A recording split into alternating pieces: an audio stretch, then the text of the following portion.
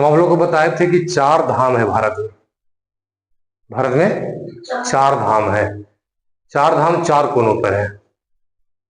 उत्तर में है बद्रीनाथ उत्तराखंड में, दक्षिण में है रामेश्वरम, पूरब में है हमारा ये पुरी, जिस पुरी के बारे में हम पढ़ना चाहते हैं, और पश्चिम में है द्वारिका।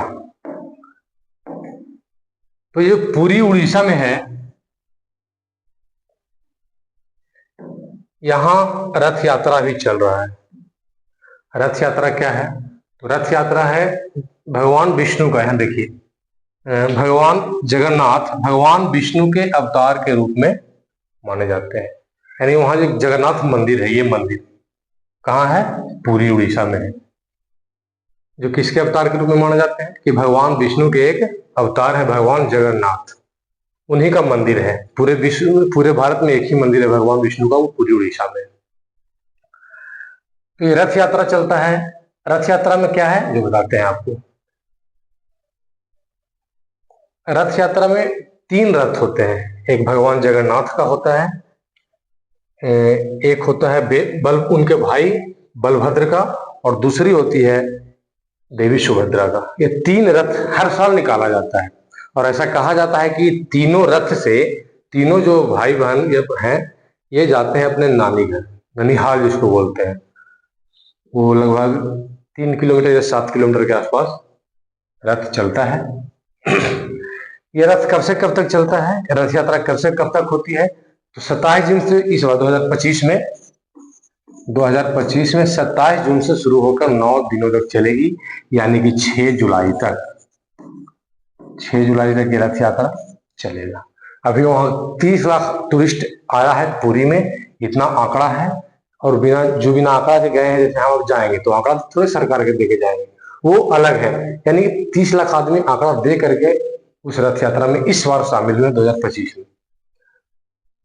इस यात्रा में 3 रथ होते हैं, बता दिए, भगवान जगन्नाथ का, बलभद्र का और देवी सुभद्रा का। ये तो विष्णु के अवतार है, ये भी जान गए। अब आइए जगन्नाथ मंदिर का पताका, सॉरी ये गलती लिखा हुआ है, क्या है? पताका है। पताका मतलब होता है ऊपर जो ध्वज लगा हुआ है। यहाँ देखिए ध्वज दिख रहा है, तो ये ध्वज प्रतिदिन बदला जाता है। ऐसी मान्यता है कि यदि नहीं बदला जाए तो 18 सालों तक मंदिर स्वतः बंद हो जाएगा। यदि ये पताका ध्वज यदि रोज चेंज नहीं किया जाएगा तो क्या होगा? मंदिर 18 सालों तक स्वतः बंद हो सकता है, वो खुलेगा नहीं, और उसको जबरदस्ती खोलने पर प्रलय भी आ सकता है, ऐसी मान्यता है। अब ये देखिए जो रथ है ये बना किसका होता है? तो एक तो हमारा जगन्नाथ मंदिर एक ही है, लेकिन रथ 3 बनाया जाता है, भगवान जगन्नाथ का, बलभद्र का और देवी सुभद्रा का। तो ये रथ बनाया जाता है लकड़ी से। किससे बनाया जाता है? और काफी बड़ा होता है, काफी बड़ा, मंदिर से भी बड़ा ये रथ होता है। अब इसके बारे में पढ़ते हैं फिर। मंदिर का पताका हमेशा हवा की विपरीत दिशा में बहता है। ऐसे हम लोग क्या देखते हैं कि जिधर से हवा आ रहा है उधर से ही पताका निकलता है ना, फहरता है, कोई पेड़, कोई कपड़ा या पताका हमारे घर में। लेकिन इस मंदिर की खासियत ये है, जगन्नाथ मंदिर की, कि यदि उधर से हवा पश्चिम से आ रही है तो पताका पश्चिम की ओर ही फहरेगा, पूरब की ओर नहीं फहरेगा। यदि हवा उत्तर से आ रही है तो पताका भी उत्तर की ओर ही फहरेगा। ठीक है, ये इसकी खूबी है। अब आइए, मंदिर की ऊंचाई काफी अधिक होने के बाद भी मंदिर की छाया जमीन पर नहीं पड़ती है। ऐसे जनरली हम क्या करते हैं, हम लोग इतने छोटे व्यक्ति हैं फिर भी चलते हैं तो हमारी छाया चलती है ना आगे या पीछे या साइड में, किसी भी घर का, किसी भी पेड़ का छाया होता है। लेकिन इस मंदिर की छाया जमीन पर कभी देखने को नहीं मिलती है, ना सुबह में, ना शाम में, ना दोपहर में। अब आइए, मंदिर के ऊपर एक चक्र है जो पूरे शहर में कहीं से भी दिखाई एक ही जैसा देता है। यहाँ देखिए, ये चक्र दिख रहा है आपको?